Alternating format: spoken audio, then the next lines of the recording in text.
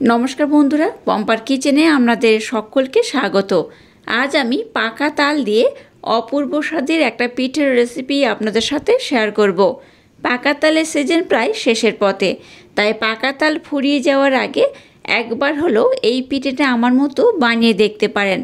অপূর্ব খেতে লাগে, একবার খেলে দেখবেন বারবার বানাবেন।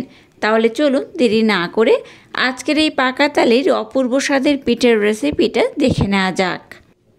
আজকের পাকা তালে যে পিঠেটা বানাবো তার জন্য দেখুন প্রথমে এই কাপের মাপ করে 1 কাপ আমি ময়দা নিয়ে নিয়েছি। শুকনো আতপ চালের গুঁড়ি নিয়েছি 1/2 কাপ। এখানে সামান্য একটু এলাচ পাউডার দিয়ে দিলাম, দিয়ে দেবো স্বাদ মতো লবণ। এখানে মিষ্টি আমি বেশি ব্যবহার করব না, কারণ এই পিঠে বানানোর জন্য একটা পুরের দরকার, তাই পুরটা ভীষণ মিষ্টি হবে, তার জন্য এখানে মিষ্টি বেশি দেব না। 1/2 চামচের মতো মিছরি গুঁড়ো দিয়ে দিলাম। বড় চামচে 2 চামচ দিয়ে দেবো পাকা তালের পাল্প।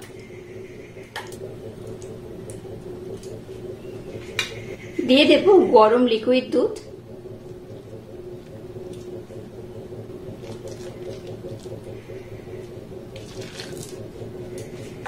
যেহেতু এখানে গরম আমি লিকুইড দুধ ব্যবহার করেছি, তাই একটা চামচের মাধ্যমে এটাকে খুব ভালোভাবে মেখে নেব। আচ্ছা, এখানে যে কাপটার মাপ করে আমি সমস্ত উপকরণ নিয়েছি, সেই কাপের মাপ করে এখানে কিন্তু 1 কাপের দুধ দিয়ে দেব। তারপর আবার লাগলে আবার আমি পরে ব্যবহার করব। অল্প অল্প দুধ দিয়ে মিশ্রণটাকে আমি খুব সুন্দর করে মেখে নেব। পরে খুব বেশি একসাথে আমি দেব না, তাতে করে মিশ্রণটা খুব কিন্তু পাতলা হয়ে যেতে পারে, তাই একটু কম কম দিয়ে মিশ্রণটাকে খুব সুন্দর করে মেখে নেব। দেখুন মিশ্রণটাকে আমি খুব সুন্দর করে ব্লেন্ড করে নিয়েছি, দেখে বুঝতেই পারছেন। এটাকে আমি এবার আধা ঘন্টার জন্য রেস্টে রেখে দেব। আর ঘনত্বটা দেখুন, ঘনত্বটা কিন্তু এইরকমই হবে, খুব যেমন ঘন নয় আবার খুব পাতলাও নয়। তো আধা ঘন্টা পরে এখানে কিন্তু আর একটু দুধের প্রয়োজন হবে, তবে সেটা আমি আধা ঘন্টা পরে ব্যবহার করব। তো এখন এটাকে আমি আধা ঘন্টার জন্য রেস্টে রেখে দেব, ততক্ষণ আমি আর একটা কাজ কমপ্লিট করব। আজকে যে পুরটা বানাবো তার জন্য দেখুন প্রথমে গ্যাসটা জেলে দিয়ে একটা ফ্রাই প্যান বসিয়ে দিয়েছি। এর মধ্যে দিয়ে দেবো ঘন করে জাল দেয়া না 2 থেকে 3 চামচের মতো লিকুইড দুধ।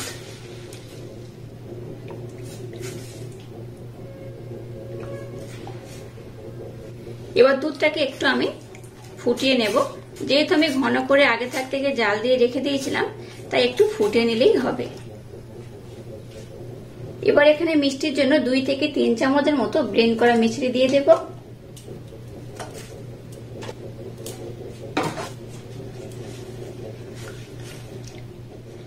এবার দেখুন দুধের স্বাদ জমিয়ে জমিয়ে কিছুটা মালাই আমি বানিয়ে নিয়েছি। সম্পূর্ণ মালাইটা এখানে এবার আমি অ্যাড করব।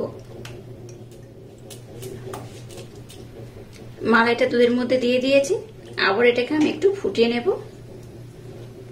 কিছুটা নিয়েছি খোয়া ক্ষীর, সেটাকেও দিয়ে দেব। আবারও সমস্ত উপকরণ একটু এইভাবে নাড়াচাড়া করে নেব আমি। আজকের পুর যেটা বানাচ্ছি একদম কিন্তু ক্ষীরের পুর আমি বানাবো। আশা করছি আপনাদের ভীষণ ভালো লাগবে। আপনারা এখানে নারকেলের পুরও বানিয়ে নিতে পারেন। পুরটা আপনারা আপনাদের মনের মতো করে বানিয়ে নিলেই হবে। এবার দেখুন কিছুটা নারকেল আমি দুধের সাথে ফুটিয়ে রেখে দিয়েছিলাম, সেটা এখানে আমি দিয়ে দেব। আমরা এখানে একদম র নারকেল ব্যবহার করতে পারেন।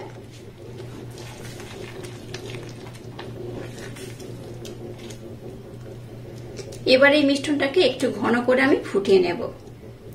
এই পুরটা খেতে অসাধারণ হয়, একদম ইউনিক পদ্ধতিতে এই পুরটা বানিয়ে দেখবেন। একবার খেলে আপনাদের বারবার বানাতে ইচ্ছা হবে। গ্যাসের ফ্লেমটাকে একদম লো দিয়ে মিশ্রণটাকে দেখুন অনেকটা আমি ঘন করে নিয়েছি। এই পর্যায়ে এখানে আমি আর একটা উপকরণ অ্যাড করব। এই পর্যায়ে মিল্ক পাউডার দিয়ে দেবো 2 চামচ।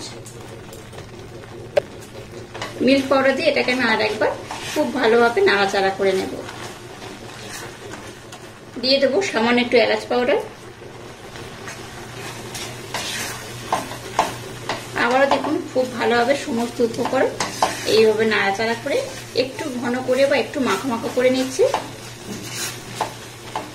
দেখুন এটাকে আমি কিন্তু আর ঘন করব না, কারণ এটা যখন ঠান্ডা হয়ে যাবে আরো ঘন হয়ে যাবে। এবার আমি গ্যাসটাকে বন্ধ করে দিলাম। আজকে যে পিঠে বানাবো তার জন্য একটা ক্ষীরের পুরের দরকার। এই ক্ষীরের পুর আমি বানিয়ে নিয়েছি। আপনারা আপনাদের মনের মতো করে এই পুরটাকে বানিয়ে নিতে পারেন। চলুন এবার নেক্সট স্টেপ আপনাদের সাথে শেয়ার করব। আর এই পুরটাকে ততক্ষণ একটু আমি ঠান্ডা করে নেব। দেখুন আমি আধা ঘন্টা পর ফিরে এলাম। আধা ঘন্টা পর দেখুন ঘনত্বটা কেমন হয়েছে। এই ব্যাটারের ঘনত্ব কিন্তু এইরকমই হয়েছে, খুব যেমন ঘন নয় আবার খুব পাতলাও নয়। আপনারা চাইলে আর একটু পাতলা করতে পারেন, তবে আমি কিন্তু আর পাতলা করব না, ব্যাটারটাকে এইভাবে রেখে দেব। বলেছিলাম আর একটু দুধের প্রয়োজন হবে, তবে আরো কিন্তু দুধের প্রয়োজন হয়নি। এই দেখুন কত সুন্দর হয়েছে। আর এই ব্যাটারটাকে কিন্তু এরকম স্মুথ করেই বানাবেন, একদম স্মুথ করে না বানালে আজকে যে পিঠে বানাবো তার কিন্তু রেজাল্টটা খুব একটা ভালো হবে না। আচ্ছা, এখানে বেকিং পাউডার বা বেকিং সোডা কোনো কিছুই কিন্তু অ্যাড করার দরকার নেই, জাস্ট এটাকে এইভাবে একটু নর্মাল মেখে নিলেই হবে। তো চলুন এবার আমি পিঠেগুলোকে বানিয়ে নেব। এবার দেখুন গ্যাসটাকে জেলে দিয়ে একটা তাওয়া বসিয়ে দিয়েছি আর তাওয়াটাকে গরম করে নিয়েছি। এবার একটা টিস্যু পেপারের মধ্যে একটু তেল নিয়েছি, তেলটাকে এইভাবে একটু ভালোভাবে লাগিয়ে দেব। খুব বেশি তেল দেওয়ার দরকার নেই, এইভাবে একটু লাগিয়ে দিলেই হবে। এবার একটু জল দিয়ে দেব। এবার যে ব্যাটারটাকে বানিয়েছি এখানে আমি 1 হাতা দিয়ে দেব।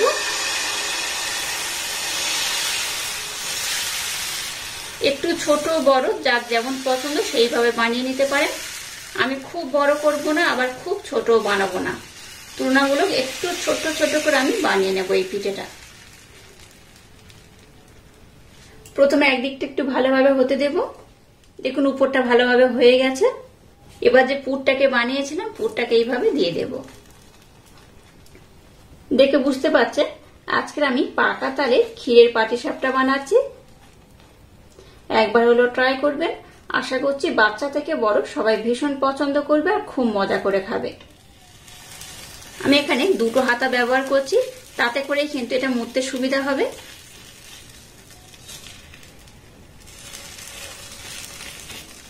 দেখুন পাটিসাপটাটাকে আমি খুব সুন্দর করে বানিয়ে নিয়েছি। এবার এটাকে আমি উঠিয়ে নেব। আবারও একটু তেল এইভাবে লাগিয়ে দেব। আবারও 1 হাতা ব্যাটার আমি দিয়ে দেব।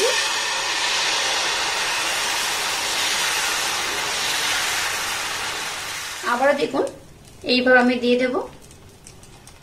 মুড়ে নেওয়ার সুবিধার জন্য আমি অপর দিক থেকে দিয়ে দিয়েছি। এটাকে আবার আমি এইভাবে মুড়ে দেব।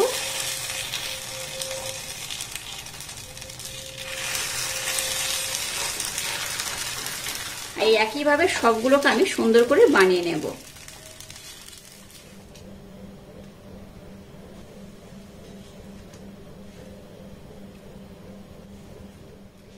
দেখুন সমস্ত পাটিসাপটা পিঠে কিন্তু এখনো বানানো হয়নি, কিছু বাকি রয়েছে আর কিছুটা বানিয়ে নিয়েছি। দেখুন কত সুন্দর দেখতে হয়েছে। এটা দেখতে যেমন সুন্দর খেতে কিন্তু তেমনই অপূর্ব অসাধারণ। এটা যেহেতু একদম পুরে ভরপুর তাই কিন্তু খেতে অসাধারণ লাগে। দেখে বুঝতেই পাচ্ছেন কতটা সুন্দর এটা হয়েছে। এটা যে খাবে সেই কিন্তু এই পিঠের প্রেমে পড়ে যাবে। আর এইভাবে ক্ষীরের পাটিসাপটা একবার হলেও বানিয়ে নেবেন, বাচ্চা থেকে বড় সবাই ভীষণ পছন্দ করবে আর খুব মজা করে খাবে। আর আজকের এই অপূর্ব স্বাদে ক্ষীরের পাটিসাপটা রেসিপিটা যদি আপনাদের ভালো লাগে তাহলে চ্যানেলটাকে লাইক শেয়ার কমেন্ট এবং সাবস্ক্রাইব করবেন আর পাশে থাকা বেল আইকনটা প্রেস করে দেবেন। তাহলে টাটা, আবার দেখা হচ্ছে নতুন কোনো রেসিপি নিয়ে।